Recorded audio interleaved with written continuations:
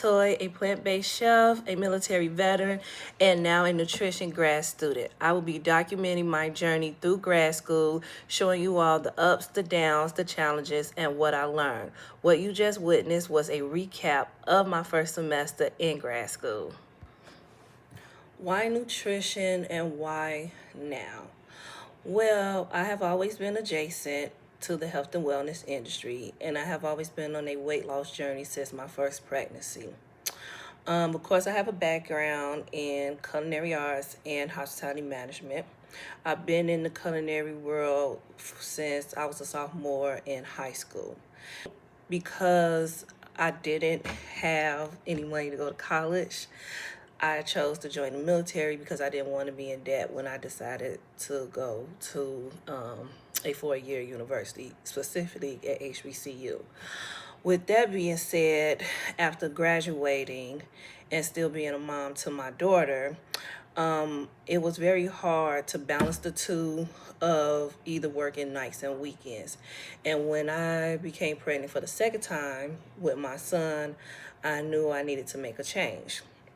When I moved back to Chicago, during an interview, when a lady was asking me, tell me about yourself, and I was telling her about my weight loss journey, she said, you should be a nutritionist. And I said, you know what? You're right.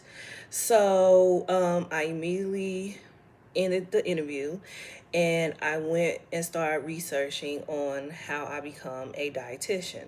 Luckily, here in Chicago, we have several schools that have a dietetics program. I enrolled in community college and started taking the prerequisites that was required.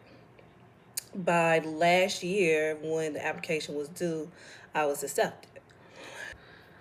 So let's talk about what the fall semester looked like. At my school, the fall semester is a full master program. Most people don't work. You will have 6 courses your first semester. I'm currently in my second semester and I think I have 8 or 9. And they all during the day. It's Monday through Friday. Not too much homework was due except in my food and culture class. Every week we did a quiz, but that was an online class. It was still the standard. You have 3 or 4 exams. Some classes had a final, some class didn't. Of course, in my research class, I had a paper to do. Luckily, you get to work with a partner if you and that partner share the same topic. And I think that was pretty much it. It is a heavy workload, and it's just going to progress as the semester continues. Let's talk about my wins and highlights. Well, the good thing, I'm still in the program, as you can see. So if you all have seen like my TikTok videos where I was up late at night or seen my stories studying for exams, as you can see, your girl hasn't flunked out, so that's a highlight. Another one was in the beginning of the semester, they did dinner with the dean. So I was able to meet the dean of the department and got to meet other students who are also in that department, but not necessarily part of my major. Another thing was I got 2 fellowships, 2 paid fellowships. So I am working with the University of Minnesota for maternal and children nutrition, who will be doing Made for Dash. That research is about Black women specifically who are pregnant, who are at risk of gestational diabetes or who already have gestational diabetes, and of course who are suffering from food insecurities or who may live in an area that's a food desert. The second fellowship I have, I will be their culinary consultant, curating recipes for them, about 21 recipes for breakfast and sweet and savory snacks. So that's kind of fun because I get to tap into my culinary bag. Third thing is I get to study abroad, which I never did before. I thought that was only for students who were maybe studying a different language. So that is something different. In fact, I will be in the Caribbean during that time. So when it's cold out here in Chicago, maybe or maybe not, I will be under the sun in the beautiful seas. Now let's talk about my challenges. It's going to be an honest moment. Honestly, I did not put forth my best effort in my nutrition science one, and I knew I didn't pass well. And the minute they had a tutor, I should have signed up right after exam one, and I did not. I signed up after exam two. So it was a little disappointing that I have to take this class over, but I know the second time around I will pass it because this has happened to me before. My last prerequisite, I had to take biochemistry over. I got a D in that class, okay? When I took it again, the second time around, your girl got a B. So, because I failed it, and when I say failed, that means failed with an F.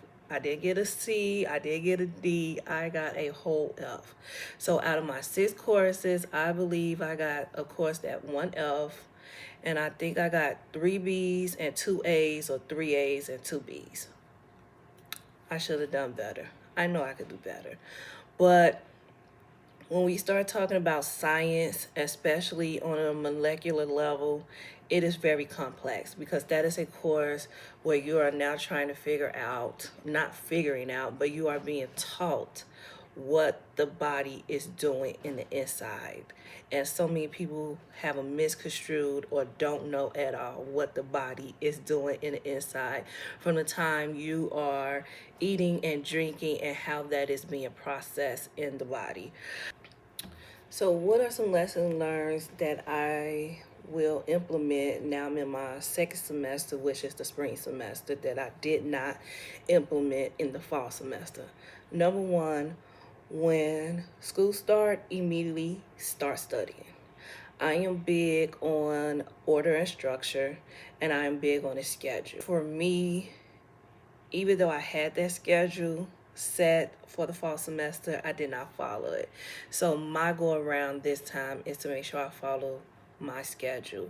I already have blocked off times where I will be studying, so I will make sure I don't don't fail any more classes besides the one I did fail. If they have a tutor, I'm signing up no matter what. I'm signing up no matter what. I don't have a problem with asking questions or being vocal in classroom. In fact, the professors know my name. I don't mind engaging or interacting with the professors or my colleagues, so that's good. And another thing, network. I mean, I did great my fall semester. I didn't have no expectations of what I was walking into. And look at me, I have 2 fellowships. In fact, I'm working on a third one. I just submitted the application right before the spring semester begins. Another thing, I think I said in the past or one of my social media videos, if you have a career and they have an organization, I would sign up for it. I signed up for one, and now I am the co-chair, a part of one of their committees. So that's another thing. And try to stay motivated. A grad program is hard. Everyone says it's hard. I mean, I was having ups and downs if I was going to ever do a grad program, specifically an MBA. And I'm just like, I don't want to do no writing. But look at me now. I'm a grad student getting my master's of science in nutrition to be a whole RDN. So that's a great thing. So I hope you all like my recap. I hope you all come back, like, and subscribe. And just a reminder, this channel will be a documentary of my nutrition grad student journey, as well as some study tips and what I've learned in class. Of course, I have a background in culinary arts, so I might throw some recipes up there. You see me in the kitchen. And I'm still currently on a weight loss journey, so I'll be sharing that with you all as well. Bye.